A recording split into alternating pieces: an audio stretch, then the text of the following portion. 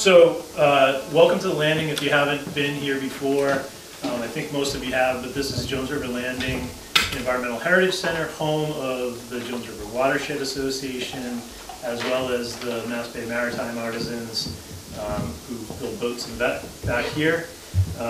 Right now we're renting the space to some guys Pine was just describing who are building a covered bridge, and they're doing some really cool work back there if you want to check it out.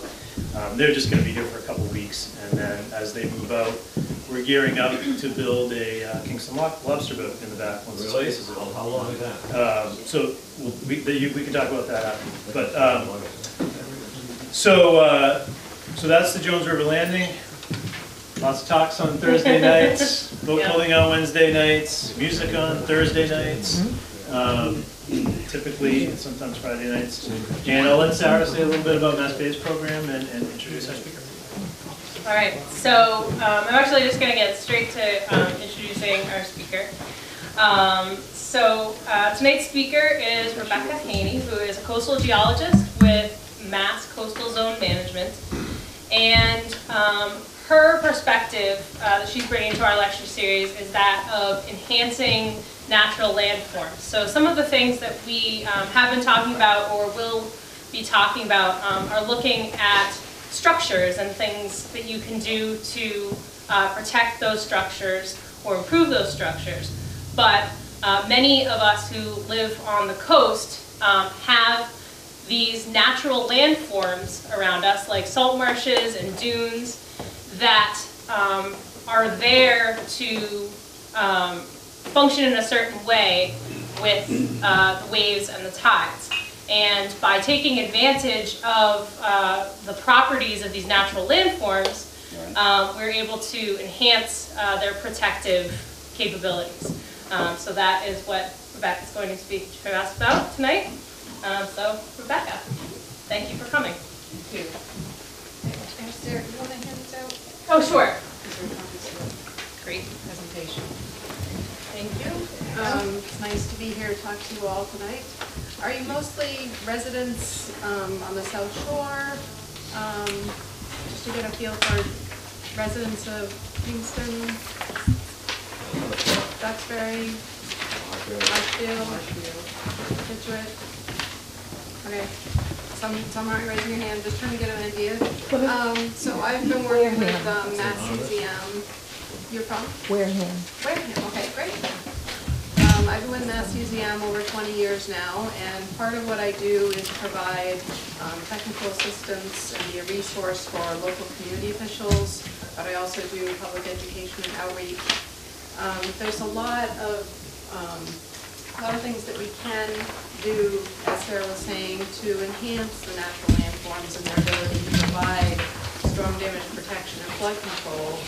And so I'm going to give you some information that's important for how we think about these. And when we're talking about shore protection and doing storm damage protection projects, it's important to have a little more background. So in terms of the coastline, we basically have two kinds of landforms. They're either glacial deposits or they're reworked glacial deposits. So you bet you didn't think you were going to hear about glaciers tonight, but that's important to what we have along the coastline. So when you have coastal banks or bluffs, those are deposits from the glaciers when they were here over 18,000 years ago. As sea level rose after the glaciers retreated, the glacial deposits eroded and the sediment moved along shore to form our beaches and dunes. So whatever you see along the coast is either a glacial deposit or a reworked glacial deposit, if you think of it that way.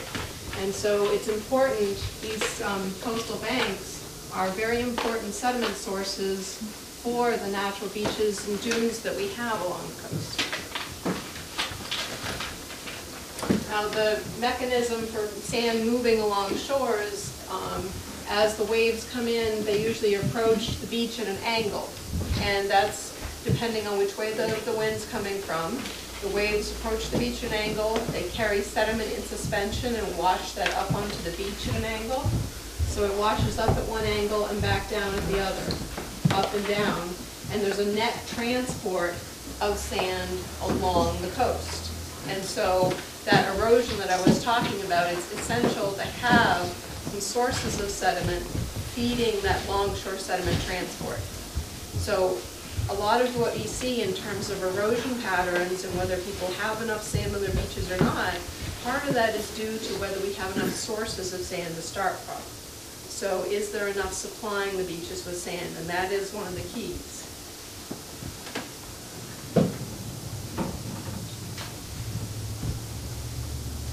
So we also have not just a longshore sediment transport, but also on and offshore sediment transport. So during the summer, when we'll have nice wide beaches and dunes, the waves are relatively calm. In the winter, when you have bigger waves, what happens is the natural beach and dune mechanism for storm damage protection is to dissipate the energy by moving sand seaward into that sandbar. So you see the erosion happening in the winter. That's because it's moving the sand out into this bar so it can trip the waves before they reach the beach. So it's a self-defense mechanism. And how much energy the beach and the dunes are able to dissipate and absorb depends on their volume. And it's not just the volume of the dunes and the beach, but also this near shore component. So there's this movement of sand along shore, on and offshore, and that's all part of the natural sand system that's dissipating that energy. So we've got this sand sharing system that goes all the way out, and you can see in this picture some of the bars. Sometimes they show it better in aerial photos. You can see some of the bars out there. So there's a lot more to the beach system than just what we see on the beach when we walk along the shoreline. That's important to keep in mind. Sometimes folks will ask about taking what they consider their sand from out further and bringing it back onto the beach. But if you take sand away from out there, the waves are going to come in closer to the beach, so you're kind of self-defeating that process. So the waves transfer energy, and that energy needs to be dissipated. So when you have storms coming ashore, there's a certain amount of energy associated with those waves. They're transferring it, it has to be dissipated, it has to go somewhere. If we put a solid structure there and say we're going to stop the erosion, the energy still has to go somewhere. So the energy, in a lot of cases, gets reflected if you put a solid wall there. We'll talk about that a little bit more, a couple examples. So some of the things that you experience along the coast in terms of coastal hazards associated with coastal storms are the flooding, erosion, some storm surge, inundation from sea level rise. There's a lot of different things that can happen depending on the nature of the storm. And then what we put in the way of that system's ability to dissipate the energy makes a difference. So if you, for example, in this bottom picture,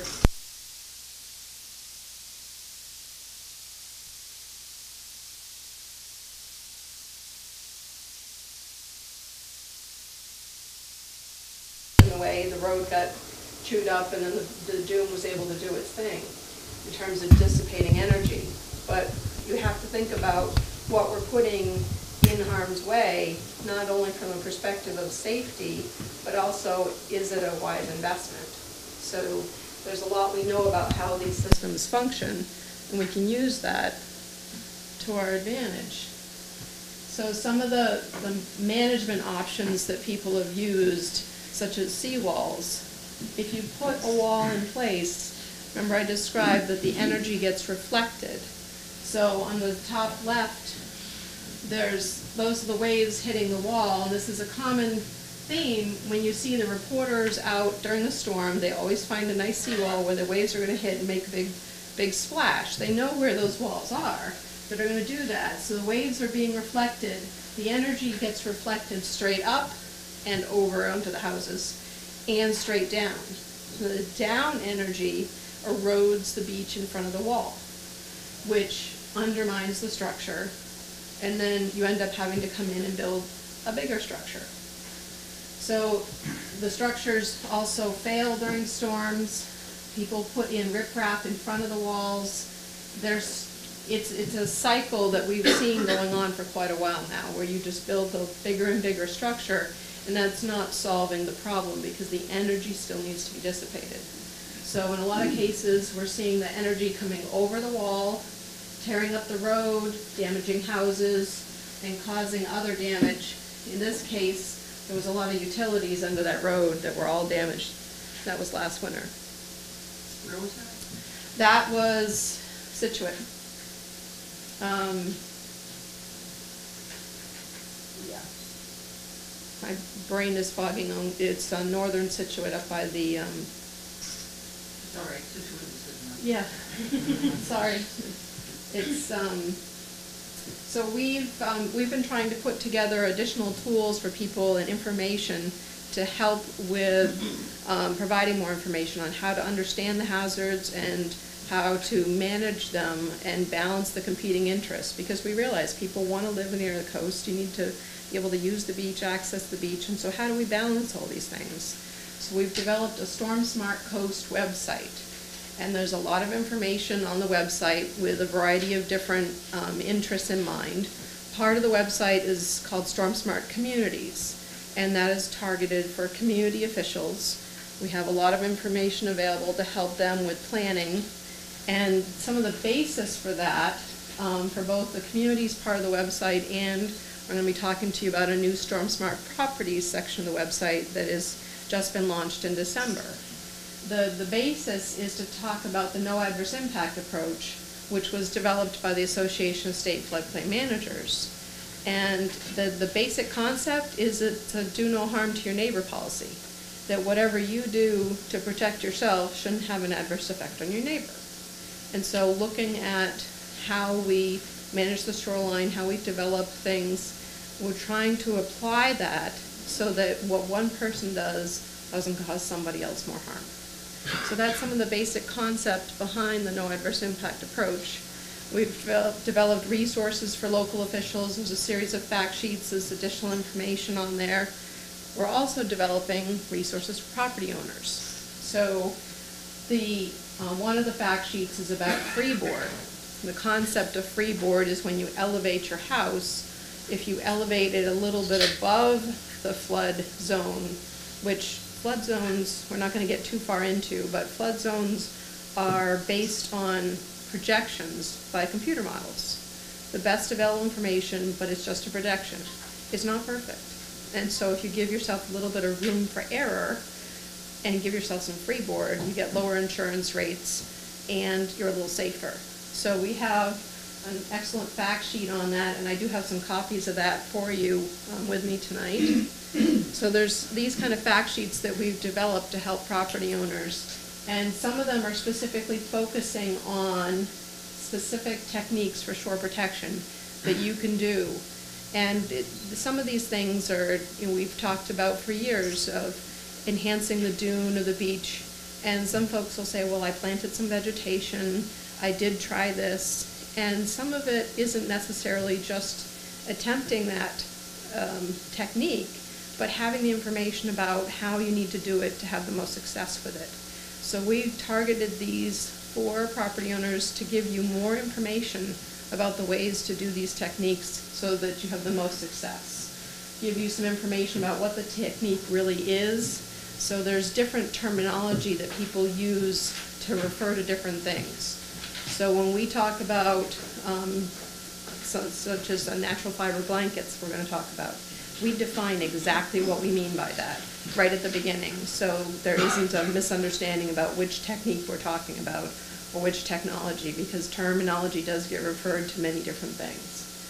And then we talk about how it reduces storm damage, some of the relative benefits for that technique, some of its limitations, ways to minimize impacts. We don't want to do things that are going to cause other impacts. Design considerations to maximize the effectiveness of that technique for your pocketbook, as well as making sure that the resources are not affected as well.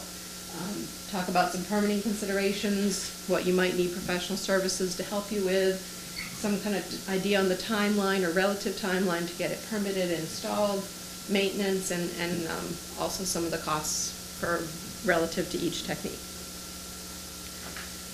So the first fact sheet is on dune nourishment and artificial dunes.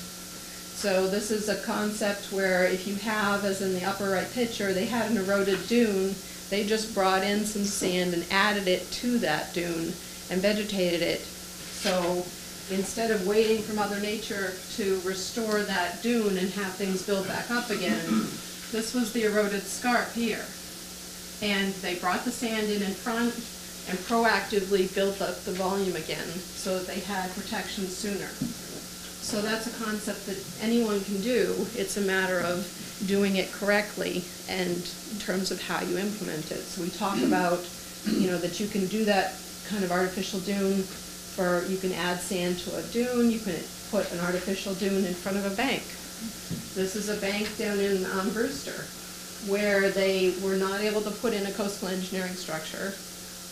They wanted some protection, and so they built an artificial dune at the toe so that the dune took the brunt of the erosion and dissipated the energy, not the bank. So they didn't have the bank continuing to retreat landward. So there's several different concepts. There's guidance in there about which is appropriate where, and it walks you through what are the steps to think about, and then when should you combine these different techniques.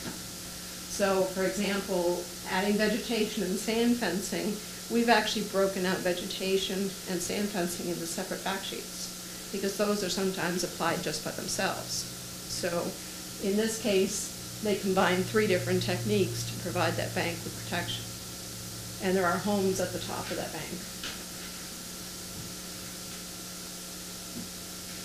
Beach and dune nourishment is another one, and it's actually one that I think gets characterized differently by people, or is perceived differently.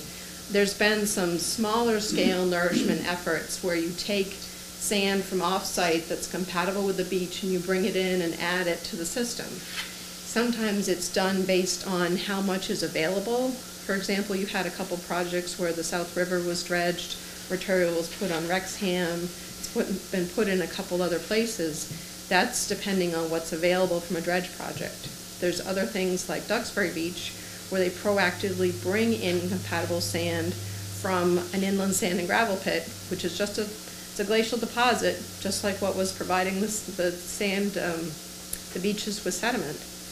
They bring that in and proactively build the dunes back up there. So there's different ways to add that material to the beach. In this case, these folks down in Centerville had a choice. They had, their beach was eroded in front of the seawall, the water was coming over the wall, and they had a choice of building a bigger wall or putting a beach out in front of it. And they decided to work together, that whole group of property owners, and they brought in a large quantity of sand to build out their beach again. So this is 10 years later, they've been maintaining it. It's something that's done very well. You don't even see the seawall there in front of the houses anymore. And they vegetated a dune there, and they have the recreational use as well as the storm damage protection. So the amount of protection you get from a nourishment project depends on the volume of what you bring in, what the grain size is, because grain size determines how stable it is, and it needs to be compatible with your existing beach. If you think of an argument, think of a beach like Duxbury, if you brought in gravel and cobble, that's not going to be compatible with Duxbury because it's mostly sand. You need to have the similar grain size to make it so that it's going to function like your beach. You don't want your beach to all of a sudden get steeper and not function like it did before. So that's why grain size matters. And we talk about that in the fact sheets and try to explain that in user-friendly terms without getting into a lot of scientific lingo unless we define it and make it understandable. So nourishment is something that people do on different scales. This is a larger scale than we see a lot of in Massachusetts.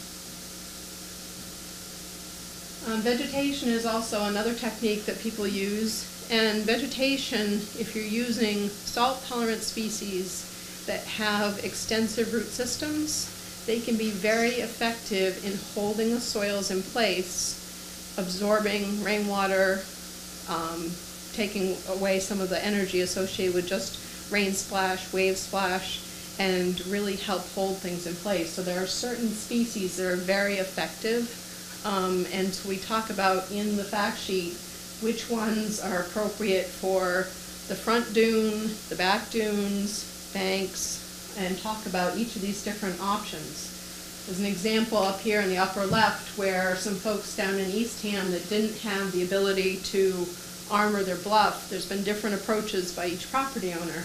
The ones over on the left where you can see all the green have been actively out there vegetating that bank every single year. They get out there, they fill in the holes, and they keep up with it. The folks over in the middle done a little bit of vegetation. The ones on the right you might be able to see have a little bit of fencing. I think even from sitting back there you can probably see who's probably in the best shape. The more open dirt you see or sand, the more exposed they are to erosion. So the erosion, they have been able to influence the erosion rate and really slow that down, but at the same time the bank is still able to dissipate the energy. In a big storm it can still erode. You'll have some erosion, they can get in there and fix that and revegetate it. So it's something that as long as they keep up with, they're quite effective. And then we describe in there are some situations where you may want to add something to just vegetation. And we're going to talk about those in the next couple of fact sheets. But there's another example of something down here at the bottom where there's a very, very steep bluff in Plymouth. Very difficult to vegetate. And so we've got an example of some baffles that were used to slow down the wind energy so that the wind wasn't taking out the plantings before they got established. So we're giving you some examples of these different techniques that have been used in different situations to help make these things work. And this is 1 year later, the same site.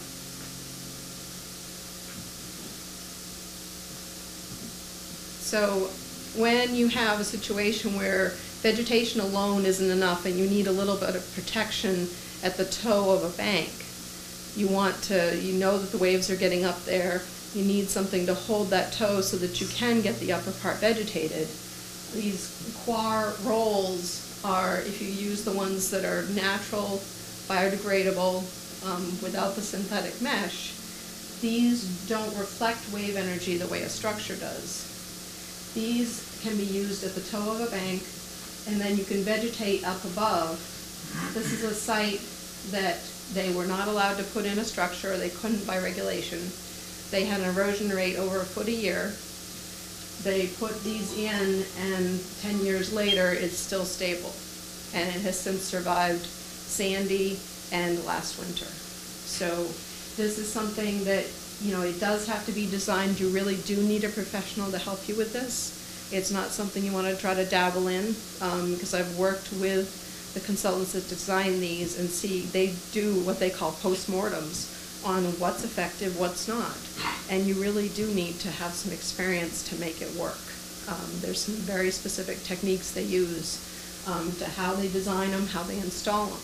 And we try to talk about some of those in the fact sheets, but we don't want to overwhelm you with technical detail either. So we try to find a balance there. Questions now? Or Sure. Just a question about the coir logs, Mm-hmm. and whether those stay in or come out, or if you're installing that. So they do need to be anchored in order to stay. They get very heavy when they're wet, but they still do need to be anchored.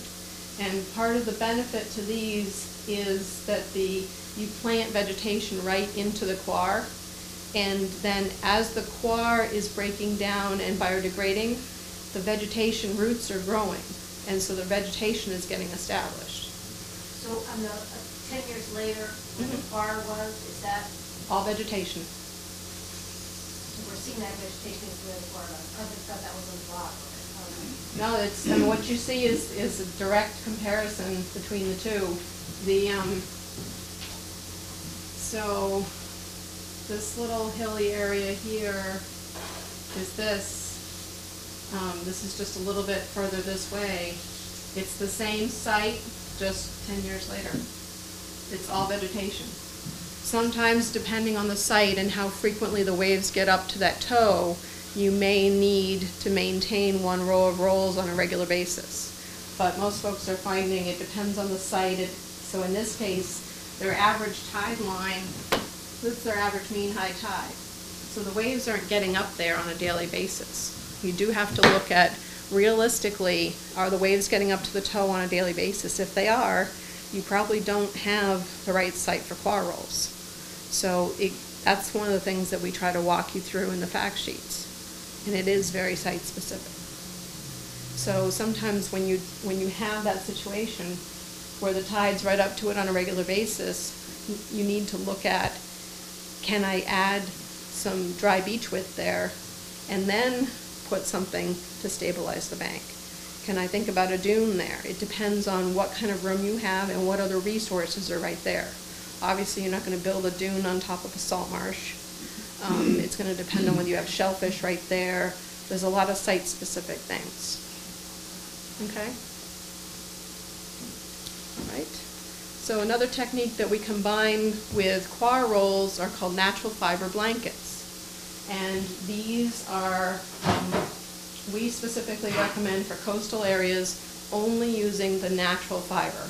There are a lot of other kinds of mesh blankets out there, and they may be appropriate for highway embankments, but they're really not appropriate for the coast. You don't want anything synthetic possibly washing into the coast. So that's why we strongly recommend just the natural fibers. So the top right here actually shows you a picture when the vegetation is dormant, and what they did was they put the natural fiber blanket on the surface of the soil when it was all very even and free of stones, free of sticks and twigs. They put that right on the surface and they plant the vegetation right through the mesh. And this is another one down here where it's also dormant. They put right on the surface, they put the blanket, and then they planted right through it. And then there's a close-up on the lower left with the vegetation going up through the blanket. In the fact sheets, we have some blow-ups of what this looks like, what the natural fiber blanket looks like. So there's some keys to, that can help hold the soil in place while you get the vegetation established. It depends on the site as to exactly which combination of things you might want to use. But there's definitely some specific things about how you install it, how it should be used, the different weights of blankets that have to be considered. So there's very site-specific things to think about. Another technique is sand fencing, which is trying to help trap some of the sand that's blowing so that you can help build the dunes faster.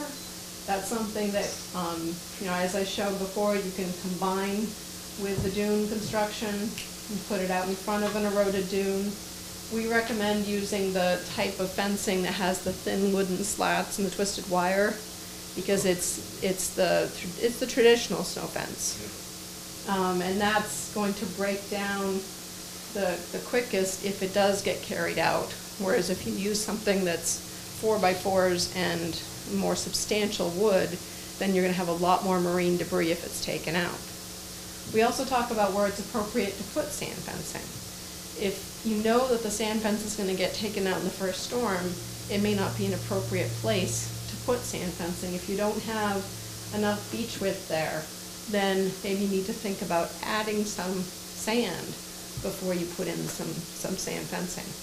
So there's a number of different things to take into consideration, but each of these is trying to look at the beneficial functions of dissipating energy and finding ways to do that without interfering with the natural process as much as possible. So, in the case of this lower right picture is actually from the Cape, where it's called sturdy drift fence, and they have large wooden posts, and each of those slats are nailed on.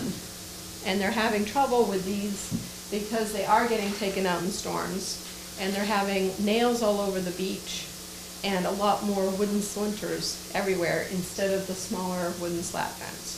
So we talk about some of the different kinds. There's also plastic fencing out there. We don't recommend that either.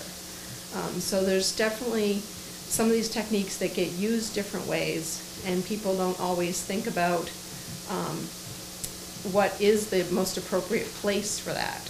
And so everything does have its place, and you need to carefully evaluate that. So we're trying to give you as much information as we can. Another key to coastal erosion is looking at runoff control. I've been out to, I can't count the number of sites where the major issue was not the waves. It wasn't erosion from the ocean. It was actually upland runoff that was the major contributor to causing erosion. And if you don't deal with some of the upland runoff, then you can have a lot worse erosion problems, even if you put something in to try to deal with the erosion. And if you haven't dealt with the runoff, it can still fail because of the runoff.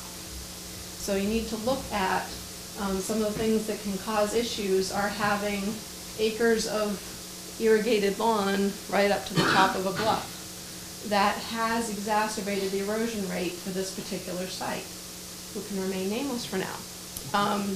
They thought they were landscaping nicely, but it has exacerbated their erosion. So by having more water in the soil, it's easier to erode. And so all the contributions from rain as well as the irrigation system are making that situation worse.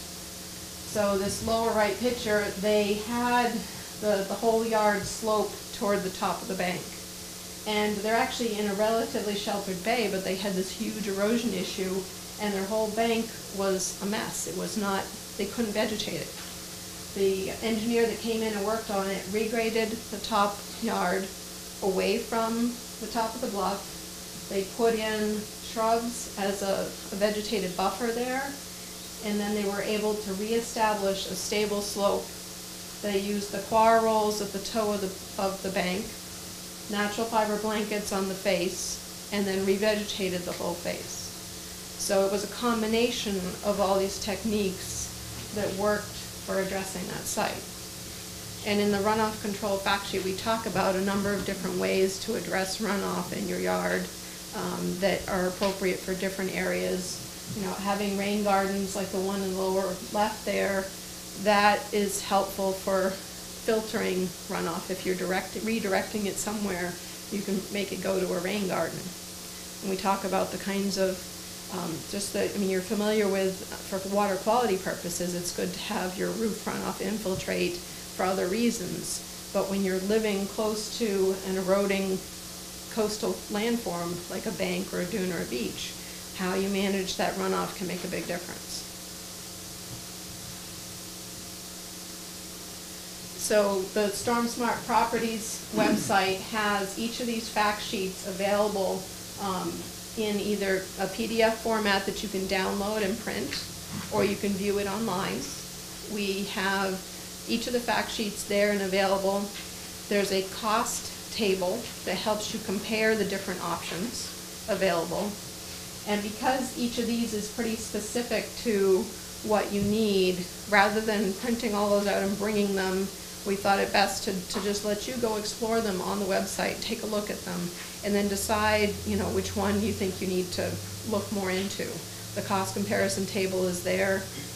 So the first 6 are the ones that I've just talked about: the artificial dunes and dune nourishment, controlling runoff, vegetation, the coir rolls, the natural fiber blankets, and the sand fencing. The first 6 are posted in December. We're working on additional fact sheets, and those are also described on the website. We also tried to put additional information on the Storm Smart Properties site about assessing your vulnerability. So if you're trying to figure out how your site fits into the big picture and flood zones and all the other issues that are available, there's a lot of resources there for you as well. So Storm Smart Properties is intended to be make more information available to you as much as possible. Let's see, there's also, so that's the website, is mass.gov/czm/StormSmart. And there's 3 specific things listed under the StormSmart that you might want to focus on. First is the StormSmart Properties one that has those specific fact sheets I just talked about. There's also a coastal landscaping page, which has a lot of information for doing more than just the immediate coastal erosion control, but landscaping your entire yard. And she has our Betsy Rickards from our office developed site plans with planting plans, and there's a lot of excellent information there. And then the assessing vulnerability of coastal properties. So those three things under Storm Smart might be the ones that you might be most interested in starting with. And then I'd like to get your feedback. I'll be willing to take questions. I also want to get your feedback on what fact sheets you might be interested in, because this is an ongoing process, and we're going to be developing more of these and trying to respond to the issues that people need information about. Sarah? So the South Shore is unique along the Massachusetts coast, and then we have the Coastal Hazards Characterization Atlas available through Storm Smart Coast. Can you speak a little bit to how that atlas might be helpful in deciding what kinds of protections people might want to implement in terms of erosion rate, wave versus wind transport, things like that? So what Sarah's describing is that we have a coastal hazards atlas that has maps for different sections of the coast going from Hull to Plymouth. And there's information in there about what's your dominant coastal process. So when I talked about there being longshore sediment transport and cross-shore sediment transport, it differentiates between which is the dominant process. So it talks about that. Whether your property is on a bluff or a dune is also going to be, make a difference as to which techniques you're looking at. The atlas has shoreline change data in there, which basically has your erosion rates, but the atlas is actually from 2001, and we've just added new updated data to our main shoreline change page. So I'd actually suggest going to that for erosion rates. Under the initial website, the Storm Smart website, shoreline change is one of the options listed there. There's a detailed fact sheet on the shoreline change project that explains we have 6 to 7 shorelines from the 1800s through 2008. And those give you an idea of the changes over time. There's also some caveats. There's a fact sheet that describes the project and how it was put together. Some caveats on not reading too much into the data and trying to give you some ideas how to understand that as a property owner. It can get pretty technical. So there are different pieces of information that you can use. There's also the sea level rise. There's some information on sea level rise in the project report for the atlas. We've got a variety of different pieces of information. Some of it was generated more for consultants and community officials, but there's also still some relevant pieces there for you as a property owner. The original target audience was a little different, so we didn't go through and try to define the terms as carefully as we did with the new fact sheet series, because we're specifically targeting property owners. We want to make sure that it's not all the technical lingo and super complicated to understand. My outreach director told me that sediment was something that's in the bottom of coffee cups, and that might be too technical, but we got past that one. But we had quite a few discussions about what was too technical and what is appropriate, so it's been an interesting series. Other questions? Yes. So there are different protective measures, whether it's a coastal bank or a dune. Mm-hmm. So there. Yep. Are not usually recommended for dune protection. So there's different things that we recommend depending on which one you're in, because dunes function differently than banks. Right. Dunes erode and then reform, and they need to be allowed to that process I described of eroding and then reforming back in the summer. That needs to continue. So you need to do things that enhance that natural ability. So adding sand, adding vegetation, using sand fencing, those are things that enhance the natural functions of dunes.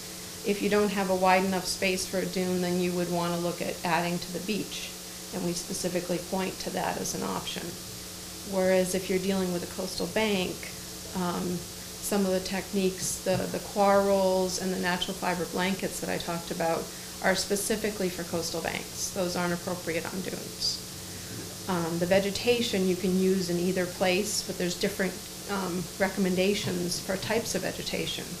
One thing you may not know is that beach grass, which we all think of as, you know, a plant that loves the salt, beach grass really only thrives in areas where it's getting an input of sand, where there's actual sand blowing and sand deposition. So you can plant beach grass on a bank, but it's not going to thrive there. It'll establish, but it's not going to thrive long term. So we talk about the better plants to use. Are they using quads at Plum Island? The coir, they're using coir sandbags, which are a different product. But in a dune application? They are. It's not something I recommend in a dune. What we recommended for Plum Island was adding sand and building up the beach and the dune, and that's the direction they're going now. They use the coir sandbags as an emergency protective measure. But they're going in the direction of nourishment at this point. So that's really the direction they need to be going to enhance that system, because otherwise the dune is going to keep trying to erode landward. And if you have a fixed line with houses that you don't want to change, in order for that dune not to keep shifting landward like it's been doing for hundreds of years, you need to have more buffer there. So they need to build up the dune and the beach. They've done some of that, but they need to do more. That does interrupt the natural process. Well, if you add sand to the dune and the beach, you're enhancing the natural process. Because you have some input of sand, and there's a volume of sand that used to be providing that beach with sediment, but there's less of it coming through the system now. Part of that is because we've armored some of our banks that were providing sediment. Part of it is some of the sediment sources are depleted. So for the North Shore, for Plum Island, they had an offshore delta that was providing them with their main source of sediment. It wasn't banks. Some of that is depleted. So a lot of the erosion depends on whether we still have enough sediment supply and, you know, what sea level rise is doing in terms of trying to force those landforms back. But if you add volume to a beach and a dune, and you do it with compatible grain size, you're not filling in shellfish, and we've got a whole guidance document on what else not to do with how to and how not to. If you do it right, that is the least harmful to the system. It enhances it. Remember I talked about the more volume you have, the better storm damage protection. The volume really determines the height of the dune, the height of the beach, and the volume determine how much protection it can provide to landward areas. Some of the major findings coming out from the reports from New Jersey after Sandy were that where they had a wide enough, high enough beach and dune, they had the best protection. Where there wasn't a dune or where they hadn't maintained it, they didn't have the same level of protection. They had a lot more damage. There were two communities side by side where the Army Corps built a beach. One said, we don't want a dune, we want our view. The other one said, yes, we want a dune. The one with the dune had very little damage. The one without the dune had major damage. So not that I necessarily agree with everything about the way the Corps does nourishment in Jersey. There's some idiosyncrasies there, but the concept, if it's done correctly, and we've developed a lot of guidance specific for Massachusetts about how to do it correctly, and you know how to do that so that you're not having impacts. What did CZM actually recommend in those areas of Plum Island? You said that you weren't in favor. Was that CZM not in favor? We recommended beach and dune nourishment, but as an emergency protective measure, they were able to use those as a stopgap measure. It's not something that's particularly effective. The nourishment is more effective because wherever, if you're not dissipating the energy, then that energy, I said, it still has to go somewhere. It gets reflected on, wherever that sandbag it ended, that homeowner got more erosion. But wouldn't it just sand nourishment have, provided the volume that you need? Yep. Without the bags? It would. That's, that, from a straight technical perspective, that was my recommendation. There are other things that come into play with, do they need protection before a storm? And so they, the DEP had to make a decision about what was needed as an emergency protective measure. Now, they have gotten nourishment in the first section of bags that they put in. They've done a huge area of nourishment there because they use the biodegradable bags. Those have now broken down, and they did the nourishment in front, and it looks really good. There's another section where they haven't, and they're having a few more debates about what's appropriate there. You Yes. mentioned New Jersey and the Army Corps. I'm just curious because I go down that coast every couple of years. The only thing I really noticed that we don't do here, a couple things, more than New Jersey, but anyway, going down this wall, offshore, and I noticed that the big bulldozers pushing tons and tons of sand at low tide back up building those dunes. And that we don't allow that here, for one thing. But they're doing it like crazy. I mean, there's miles and miles of that going on. I also saw what you mentioned, which is those places that did have some dunes in front of them, are still there, the dunes in front. Right. But the fact that the Army Corps is in there and that's bulldozing zillions of tons of sand that we have to haul from inland. First, Yeah. now, the second part of it is, there are also states further south of us that are allowed to pump the sand from half a mile offshore, quarter mile offshore, back up into the beach. And I mention those two things, because of Duxbury Beach, and I live in Duxbury, and my observation, which may be incorrect, is that we keep putting sand on the beach, and it keeps going out, and we have 2 points of land. We have the granite, and we have marsh fields. And once that sand moves, it's pretty level, pretty shallow, right to the line, right across between those. I think the littoral drift brings it out around the granite, and we're seeing the flats out here in Plymouth Bay keep building up. And so I keep questioning to myself, so why aren't we allowed in Massachusetts to take some of that sand way offshore and pump it back up on the beach? It's a heck of a lot cheaper, and it's the original sand that came there anyway. And we're not getting renewal from Marshfield anymore because it's on the walls. So I'll stop it. Anyway, it's a bunch of questions that, because I've seen the same stuff going on south of here. Right, you've got a list there. We're not allowed to do it here. So let's start in the middle. In terms of the sand that they've been putting up on Duxbury, initially when you had the 91, 92 storms that came through and flattened that dune, they replaced the dune and they put it back up there. But when you add sand to just one part of the system, to some extent it wants to redistribute it to try to help the rest of the system, because it is that sand sharing system I talked about. So they had a significant storm event after that first dune was built. It got redistributed. They rebuilt it again, and it's held much better since they did that, because they needed some out in that nearshore area, not just in the dune. So the whole system needed some help. So even though they've been doing maintenance to keep that in place, it's still, some of it, as long as they use the right grain size, it's not going to end up shoaling the flats so much in Plymouth. And they're pretty picky about the grain size, and they know what they're doing. They're very particular about that. So, I think what they do in terms of building that back up is great. So, in terms of the potential using offshore sand sources, typically the cost of looking into it and excavating it, just the mobilization cost can be significant. So it's usually only done for much bigger projects like what you do see to the south. We haven't had as many of those bigger projects in Massachusetts. The one that I talked about down in Centerville, they did about 90,000 cubic yards, and that came from a nearby navigation channel dredging project. But we don't have as many projects that are on the order of down in New York and New Jersey. Those are millions of cubic yards and miles of beach at a time.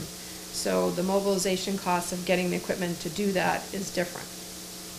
They also don't have some of the same fisheries concerns that we have here. There was a project proposed for Winthrop Beach by the state to mine 500,000 cubic yards of sand from offshore and bring it onto the beach. And there were a lot of fisheries concerns about mining from that location. They were doing it far enough out that it wasn't going to affect that zone of transport, because that's key. But there were still concerns about the essential fish habitat there. So one of the things our office is working on that you may have heard about is the Ocean Management Plan that was developed in 2009, and that is trying to help map these different resource areas so that when we have pipelines and cables and LNG terminals and sand mining proposed, that we have a better framework to evaluate it. So we did put together that initial framework. We're in the process of updating that now, and the nourishment piece of looking at whether we can mine some possible sources of sand offshore and find a way of balancing those different interests is something that we're working on actively now. In terms of taking the material from closer to shore, because of that active sand sharing system, you don't want to take sand out of the near shore to put up on the beach, because you're lowering the elevation and bringing the waves in closer. So we don't recommend it, because, and the studies, we've looked at it carefully, the studies do show that you actually increase erosion. In New Jersey, where they have millions of cubic yards that they put up on a beach, if they choose to manipulate it and have some natural loss of that, that's a little easier to take. Where we don't have millions of cubic yards to play with, it's not something that you want to be playing around with and cause more erosion. So, they have a different approach to how they manage their shoreline, which is, a much bigger scale nourishment over miles and miles of shoreline. We have to think about, exactly what's going on our beaches and what are you going to do to your neighbors or, even to yourself if you do that kind of scraping. So it's not beneficial. You're much better off to bring in the material and add to the system, because the volume is the key in that whole system. So sometimes when Green Harbor is dredged, the material is put in the near shore. Part of the reason for that is because it redistributes and it's part of that sand sharing system. So it's still a benefit to the beach system. So there's different ways of adding to the system, but yes, you still need to think of it like a system. I think I got all. That's good, thank you, very good. Okay. Any other questions? Yes. Are there any funding opportunities or incentives for homeowners to make choices to implement these types of processes instead of seawall? There aren't any public funding opportunities for private shore protection projects. But what I would say is the thing you want to think about is if you put something out there like a seawall that then causes erosion of the beach and undermines your structure, that's going to cost you a lot of money. If you have to come in and put something else in front of it to hold up the wall or put in a bigger wall, it's very expensive. So the more you can do to think about doing things that you have to think about the long-term impacts. The seawalls sound like a one-shot deal. You put it in, you're done. You're not done. They really do have a lot of impacts, as well as cost issues with maintenance down the road.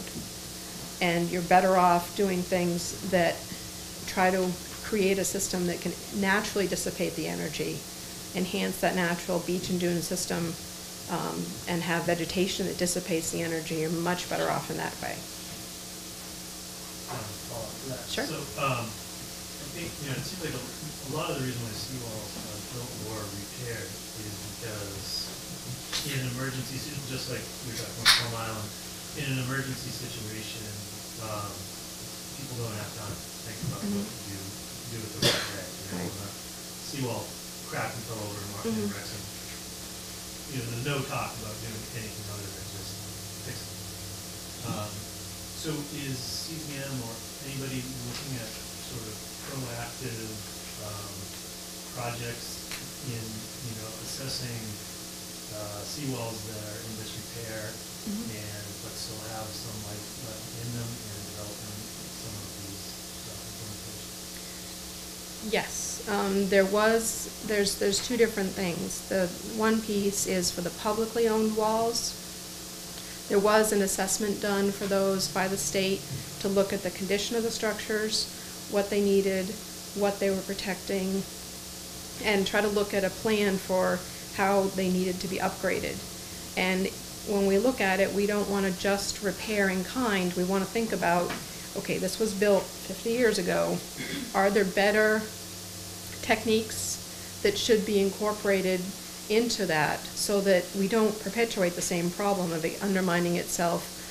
Are there other ways to do that? So we're working with communities on the publicly owned walls to improve those, and there are 2 new grant programs that CZM has that are providing money and grants to communities to implement those non-structural things that really need to be added to the structures, like Nourishment, to help them work.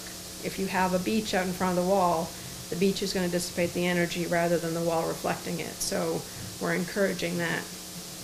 There are a number of different design techniques that you can use in coastal engineering structures like seawalls and riprap, sloping rock revetments. There are a number of different techniques you can use that are better than the way we might have built them 50 years ago. And the next fact sheet, thank you for the intro that I'm actually writing now, is repair and reconstruction of revetments and seawalls. And what are the kinds of things that you need to be thinking about? Sometimes a couple mistakes I've seen is if you have a sloping rock revetment. Does that, everyone understand what I mean when I say revetment? So you get the sloping rock riprap structure. And if you think you're seeing it start to fall apart, one of the tendencies is, quick, put some cement between the cracks and hold it together. And that's the last thing you want to do, because the cracks and the spaces are where water is infiltrating and dissipating energy. And so you need roughness and you need some porosity to the structure to dissipate some energy. You fill all the cracks and spaces, you get a ramp that's just going to shoot the waves over the wall faster. So, talking about some of those things that you need to think about. Obviously, you need to get an engineer involved when you're dealing with a coastal engineering structure. But we're going through a whole series of design considerations, just like we did for these others, talking about how to minimize the impacts. Some of those same key things I've been talking about. If you have a wall, if you don't have a functioning beach in front of it, you got a problem. You need to think about that, because the more interaction with that wall, the more erosion. The erosion doesn't stop. It's just a question of whether the structure exacerbates it. So we're trying to provide as many resources and tools as we can, but there isn't any funding for the private structures. Yes? You mentioned sea level rise. Could you talk about that a little bit in terms of... Seawall. You're talking about sea level rise? Sea level rise. Yeah. Well, sea level is something sea level rise has been going on for over 18,000 years. That's something that started when the glaciers were retreating. Sea level has been rising since then. The current rate, based on the tide gauge in Boston, is 0.8 feet per 100 years. And so one of the discussions that people have is about how much is that going to accelerate, or is that going to accelerate? So we do have information in the Assessing Vulnerability of Coastal Properties that links you to that Boston tide gauge, so you can see the exact record of the rate of rise over time.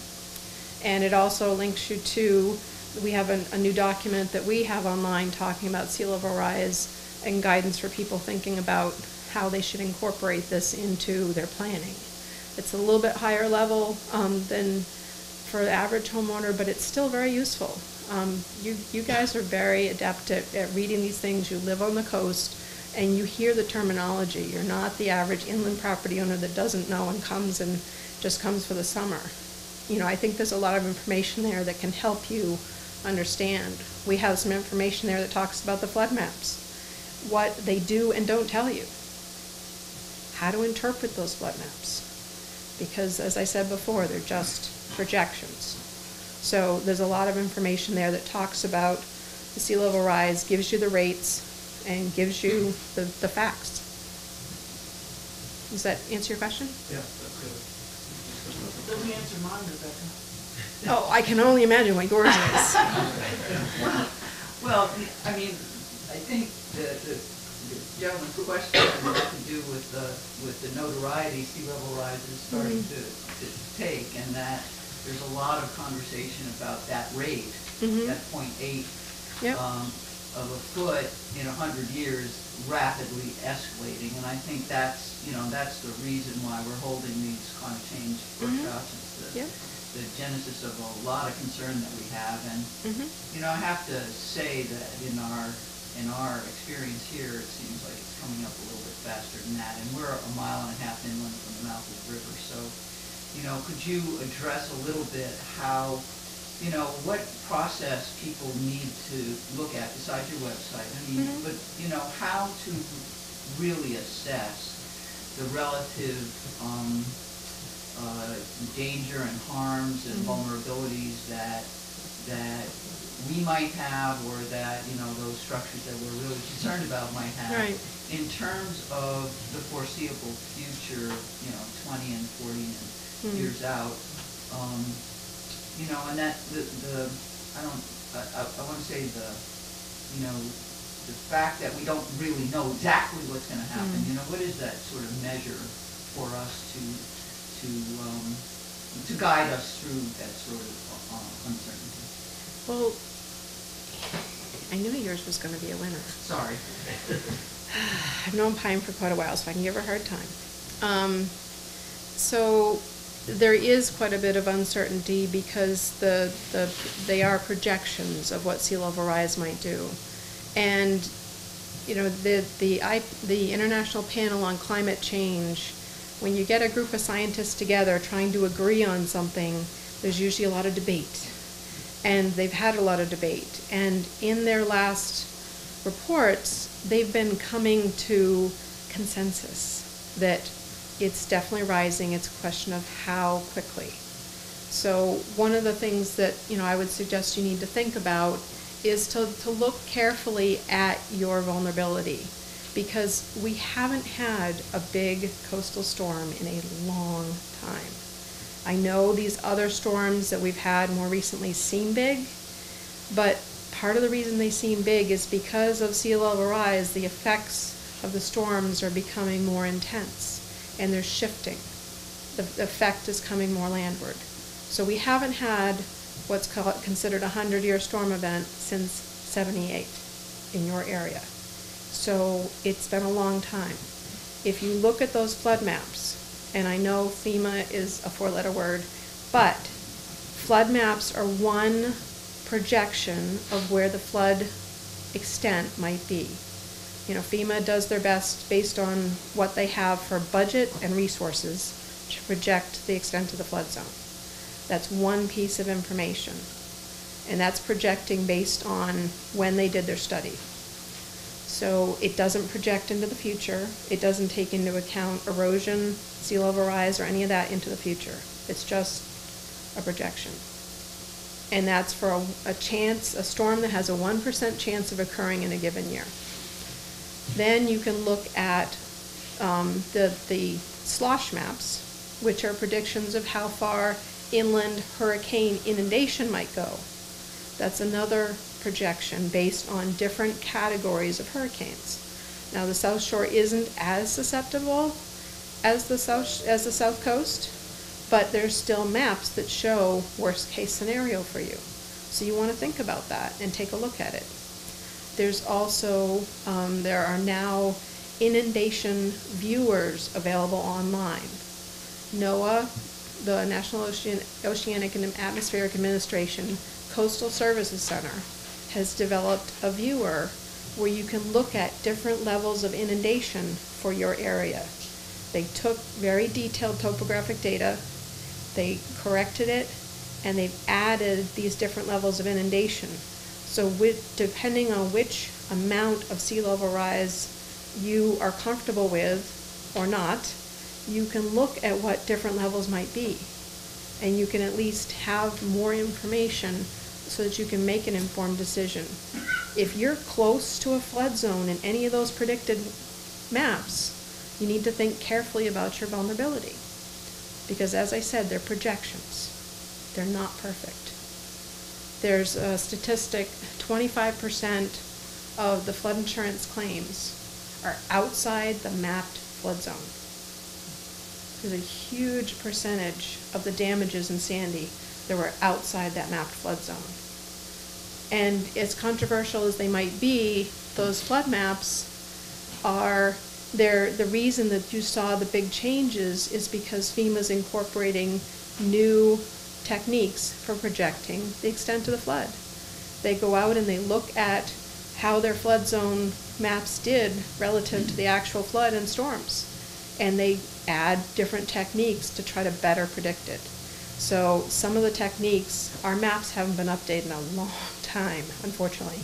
So they just caught up with a whole series of new techniques, which is part of what shifted those quite a bit. So we need to take that information and really evaluate, that's the best available information from a series of sources. That's why we don't have just flood map page. We have assessing vulnerability. So you can look at the flood maps, look at sea level rise, look at the slosh. That's a little more technically complicated, but it's, that's still very understandable because you can look at a map and see where it's supposed to inundate to. It's not exact. Those are still broad brush, but there's definitely information there. And, the paper that we just put together on sea level rise tries to distill down a whole series of those different reports that are out there talking about sea level rise and give you some guidance on what you need to think about. The reason we put out a fact sheet on Freeboard isn't just because it's a good idea or you're going to save money. It's because it's working. Freeboard is a concept that is saving people damage, money, and frustration. Where they've incorporated Freeboard into the design of elevating the homes, they're seeing much less damage, which means it's more than just damage. When your home's damaged, there's a lot more to it than that. So it's important to think about ways that you can do that. And the builders say that it really doesn't cost, in terms of elevation, if you're building, the difference is minimal. There are hazard mitigation grants available through communities. I know Situate has a very active program to help people elevate. Take advantage of those programs. They can help you improve your situation without having to fund it all yourself. I think I took most of a stab at that. Any other? Yes. Do your recommendations consider tidal rivers and estuaries, as well as the extended coastline? And I'm thinking there where you said natural buffers, and I'm referring to the fact that we're a mile and a half in. You have places like the Mount Hope Bay estuary where you get the tide, push the tide 14 miles up, almost into the city of Taunton. And you see a lot of agricultural land there, and a lot of large recreational land where people have historically cut almost to the edge of the marsh and don't allow marshes to migrate inland. Right. And when you're talking natural buffers, I would think in an estuary on a tidal river, that's going to be a great energy dissipator and a great sediment sink too, because you're going to get the backside impact of sea level rise, storm surge, and everything else. And you're going to get residence time in the marsh and subsidence, and we see it out here across from the landing. Part of that inundation viewer I was talking about that NOAA has takes into account whether marshes can migrate or not. And some of that has to do with the accretion rate of sediment on the marsh. And so they let you set the accretion rate if you know it for your area and see whether that marsh is going to keep up or not. So it's, even though it's done at a pretty broad brush scale, they're still trying to get into that. And there is additional guidance that folks are working on, looking at whether they can incorporate room for those marshes to move. Are there ways to improve regulations, land use planning, so that those are taken into account? Some of the communities are already doing that very proactively. Yeah, we're trying to work with especially farmers and, like I said, large lot recreation to change their cutting and cultivating practices and management to allow, you know, for the migration. Have you considered the rolling easements too? I know it's kind of a... Yep. Yeah, it's been discussed. It's kind of a tricky issue. There's a lot of tricky issues with coastal management because you're trying to balance all these competing interests. And it is a huge challenge. But that's part of what we do, is look at all the options and try to weigh what makes the most sense and come up with something that balances those things. Can you define that concept of rolling easements? Rolling easements is something where your property boundaries are shift over time. And in some cases, you have a certain amount of lifespan of your property depending on the erosion rate. So you have it as long as it's there, but then, you know, it comes a point where you have to move. So there's different ways of implementing that in different states. It's not something that's been implemented here, but it's something that's been considered. There's a lot of different ways to approach coastal management.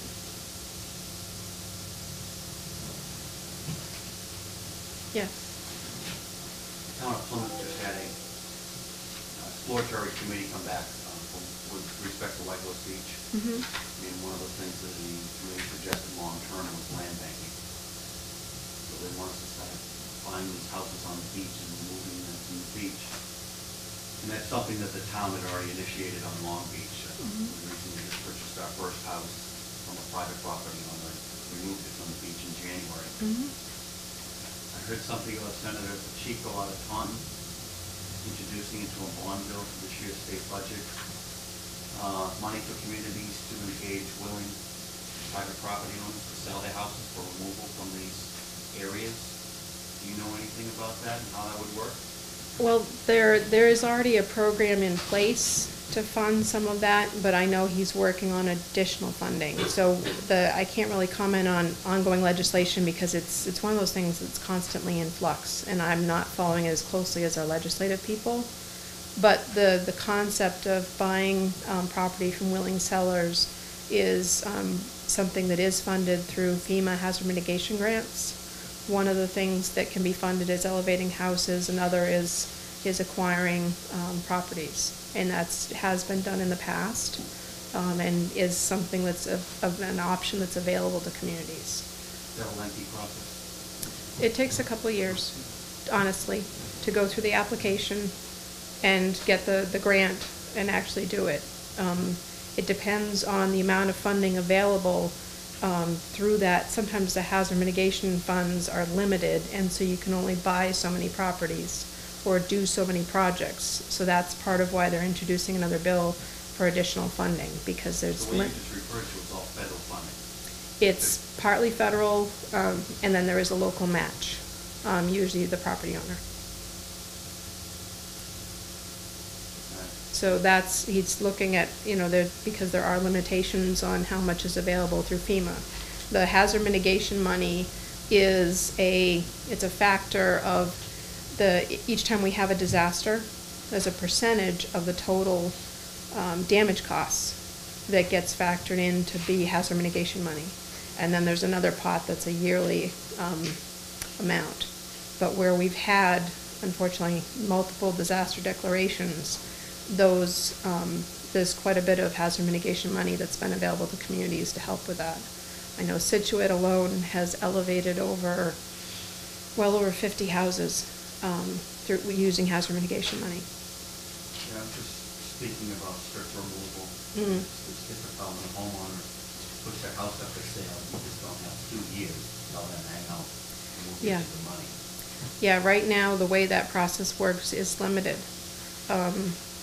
And we'll have to see how the process develops. When something new is proposed, it can be in flux and it's hard to comment on.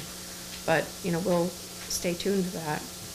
There was a Coastal Hazards Commission several years ago that was formed by the governor and the legislators, and they looked at all the different options for dealing with some of the coastal hazards. There was a report, it's on our website, with some recommendations. There's a new coastal erosion task force being formed now.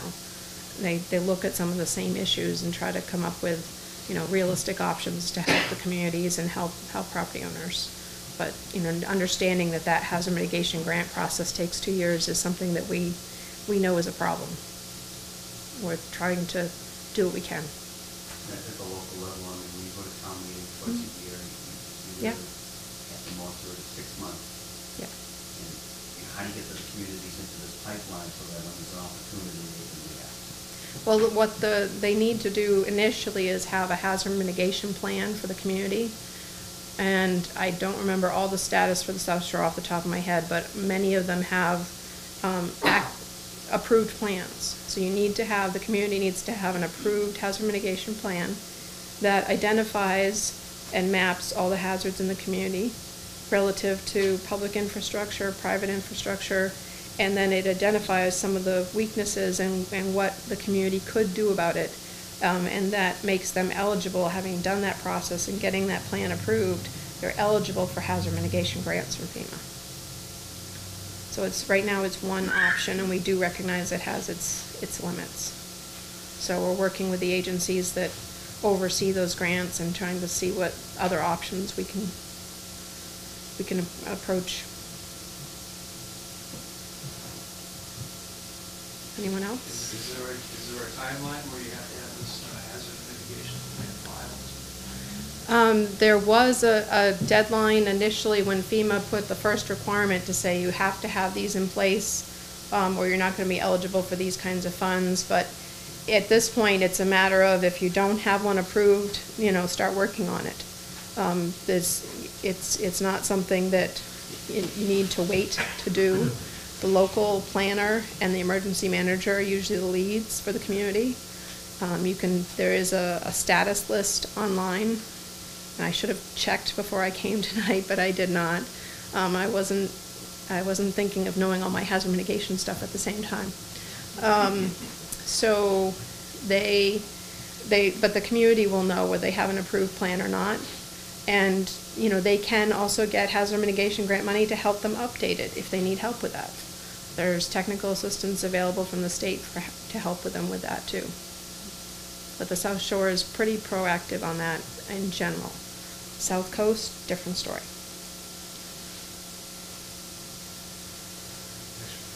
Great.